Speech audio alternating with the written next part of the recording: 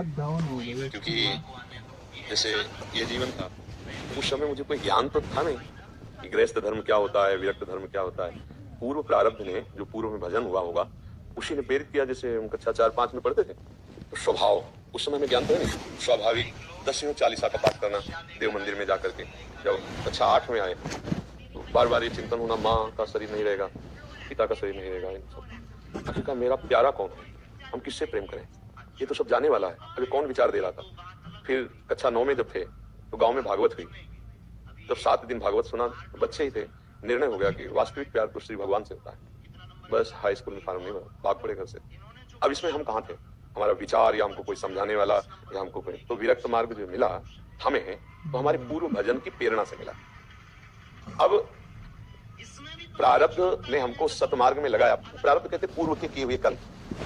अब हम अगर इस जन्म में असत कर्म करने लगे, विचार हुए, भगवत मार्ग में आए, और तीव्रता बढ़ी, मुझे भगवत प्राप्ति करनी, संतों का सानिध्य मिला, तो जो आग चिंगारी थी वो ज्वाला बन गई, अब मुझे भगवत। ऐसे ही पूर्व का मलिन प्रारब्ध ऐसे मित्र बना दिए जो पापाचरण में की शिक्षा दी, वो पापाचरण की चिंगारी डाली और ज्वाला बन गई, भयंकर वो दुष्ट स्वभाव वाले पूर्व राक्षसी वृत्ति को धारण कर लिए।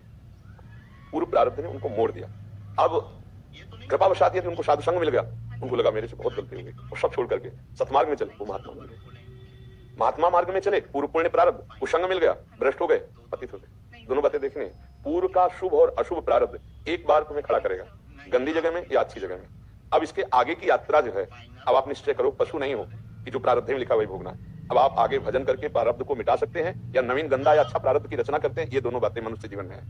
आपको जैसे गृहस्थी में मिला, अब यहाँ नवीन प्रारब्ध की रचना करो कि पूरे परिवार को भगवत स्वरूप मानकर, धर्म की कमाई के द्वारा परिवार की सेवा करते हुए, नाम जप करते हुए, अंदर से भावना, नाथ सकल संपदा तुम्हारी, मैं सेवक समेत सतनारी, हर कर्म भगवान को समर्पित। अभी देखो प्रारब्ध बदलने लगेगा। अभी मंगल भवन भगवान की कृपा से सुख, अंदर आंतरिक सुख की वृद्धि होने लगेगी। बाहर के दुख की तो कोई परवाह नहीं, बाहर का दुख कितना भी आवे, अगर अंदर हृदय आनंदित है तो कोई फर्क नहीं पड़ता। और बाहर का दुख और अंदर की जलन अशांति, फिर तो इसीलिए बावरा मनुष्य हो जाता है, जिसे कहते डिप्रेशन में चला गया, पागलपन छा जाता है, वैसे पापाचरण फैन कर हिंसा दोष कर बैठता है। इसलिए हम कोई पशु नहीं कि हम केवल प्रारब्ध के अनुसार चलें। पहला था कि विरक्त और गृहस्थ क्या प्रारब्ध से होते हैं, तो पूर्व का भजन उसको प्रेरित करता है, पूर्व का पाप कर्म उसको प्रेरित करता है, पूर्व की आसक्ति उसको प्रेरित करती है। लेकिन प्रेरणा होने के बाद चलना कितना है, अभी आप ऊपर सुनते हैं।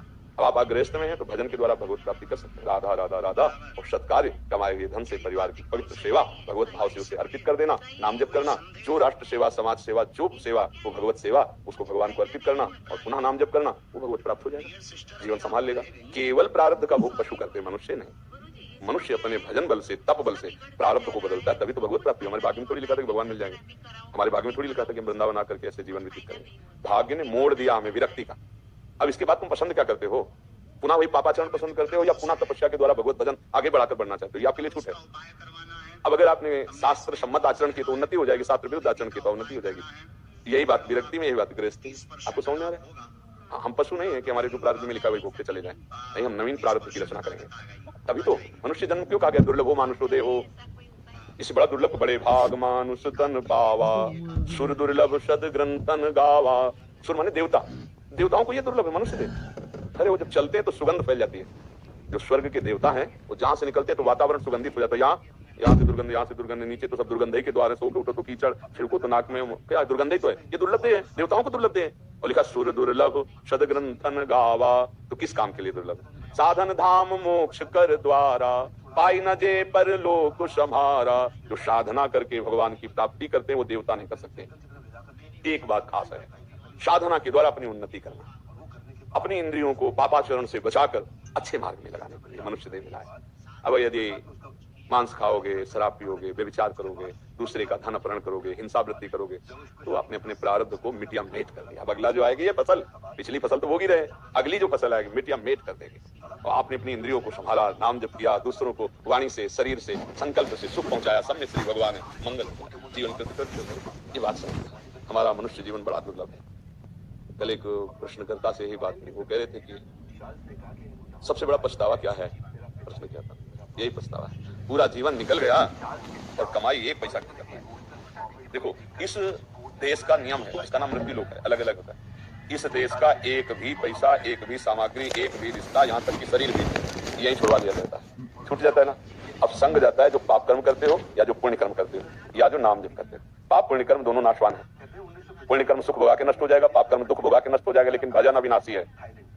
इसलिए कबीरदास जी कहते कबीरा सब जग निर्धना धनवंता नहीं कोई, धनवंता सोई जागे लकी राम नाम। यदि आपने नाम जप कर लिया तो आपको पछतावा नहीं रहेगा, तो अगर नाम जप नहीं किया पछतावा। पुण्य कर्म तुम्हें बचा नहीं पाएंगे, नाम जप करें, भगवान नाम।